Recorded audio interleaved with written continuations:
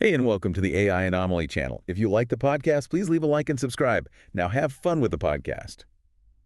All right, so today we're doing a deep dive into the world of Google's AI agents. Ooh, exciting. I know, right? You guys have been sending in some seriously fascinating articles and notes about this stuff. Yeah, there's so much going on in the space. Totally. Yeah. And that's exactly why we're here to break it all down. Exactly. We'll unpack it all, figure out what you really need to know, and hopefully you'll walk away feeling like you're totally in the loop. Yeah, I mean, it feels like every day there's a new headline about AI. Absolutely. And it's hard to keep up, what's real, what's hype. Exactly. And that's what we try to do. Yeah. So big picture, I mean, the thing that just jumps out from all of this stuff is that Google is going all in on AI agents. Like, they're betting the farm on this. Yeah, it's not just a tech trend anymore, right? I think this is a fundamental shift in how we think about technology, how we get things done, even how we access information.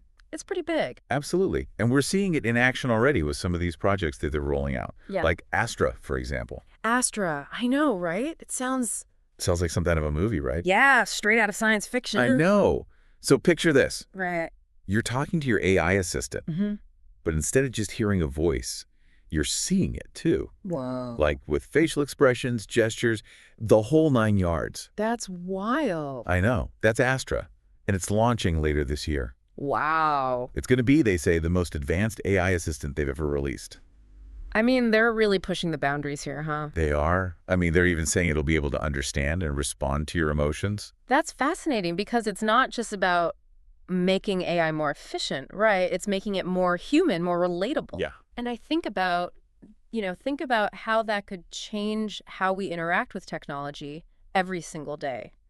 It could be huge for accessibility, too. I mean, imagine, like, virtual sign language interpreters for people who are deaf or hard of hearing. Right. Or personalized avatars that can communicate with people who have difficulty speaking. Right. It opens up a whole world of possibilities. It does. And then, on top of all that, you've got the fact that anyone will be able to build their own AI agents with this thing called Vertex AI Agent Builder. I know, no coding required. It's crazy, which is huge, right? Because it means that anyone can create these things. That's a game changer. It is. And it's built on Google's Gemini models, which are like these super versatile, super powerful AI models.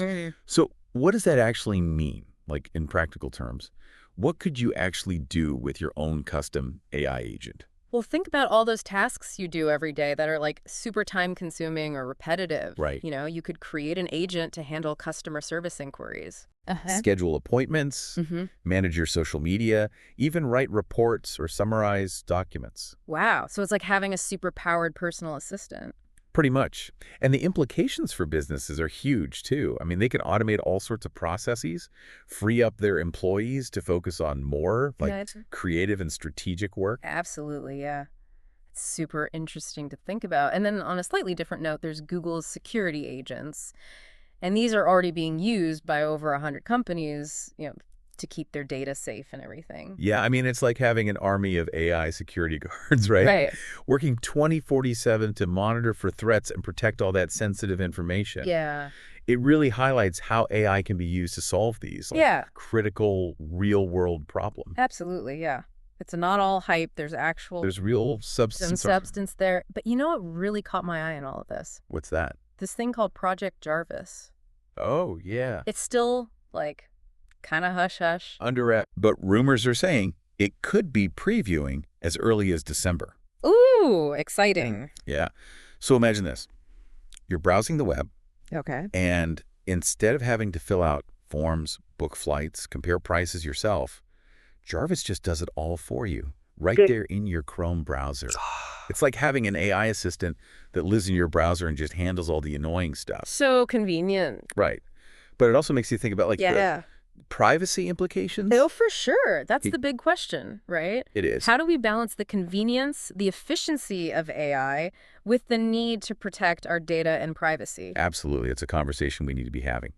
And speaking of big conversations, Google's partnership with Salesforce to create this Agent Force thing. Yes. It's a big deal.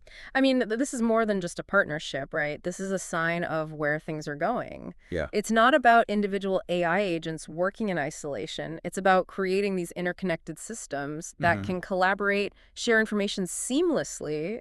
It's the future. It's the future. So, okay, we've covered a lot of ground here. We have. What does all this mean for the average person, Well, I think the big takeaway is that AI is becoming increasingly integrated into our lives, and it's going to have a profound impact on how we work, how we interact with technology, even how we live our daily lives. Right. It's not something we can ignore. It's happening. It's happening. Thank you very much for listening. Leave a like and subscribe. Until next time,